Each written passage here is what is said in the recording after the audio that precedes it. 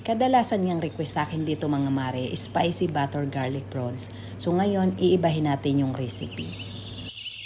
Gumamit nga pala tayo dito mga mare ng isang buong bawang, chili powder, cumin powder, tsaka yung mga green herbs. Yung ginamit ko rito, dill at coriander leaves. I-chop lang natin siya ng maliliit. At dilagyan ko nga rin pala siya ng lemon. Itong tahini sauce, hindi ko lang sigurado mga mare kung meron tayo dyan sa Pilipinas. Tsaka ngayon siya natin i-mix. At syempre lagyan din natin siya ng oil. Depende sa inyo kung olive oil or normal oil ang ilalagay nyo. Nang sa ganun hindi magdikit yung hipon mamaya. Mix lang natin ng maayos. 1 kilong hipon nga pala yung ginamit natin sa lahat ng ingredients na yan. Dagdagan nyo na lang yung ingredients natin kung medyo madami-dami yung lulutuin nyo.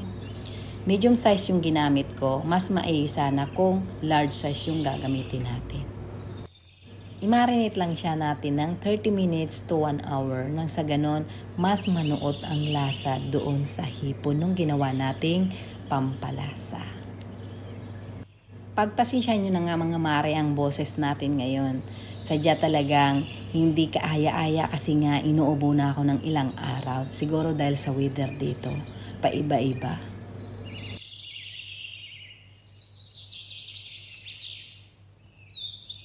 At ayan na nga, na-cover na natin. Ilagay natin sa fridge ng 30 minutes to 1 hour. After 1 hour nga, ito na itiluluto na natin.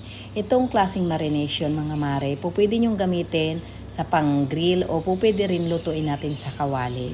Dahil nga dito sa bahay, mahirap naman kung gagawa pa ako dyan ng ihaw-ihaw sa labas, kaya ang ginawa ko na lang, ilinuto ko siya sa kawali. Ganyan lang yung style natin.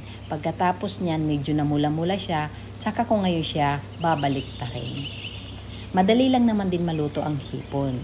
Kaya, sandali lang din tong lutuin kahit na gamit pa natin is kawali.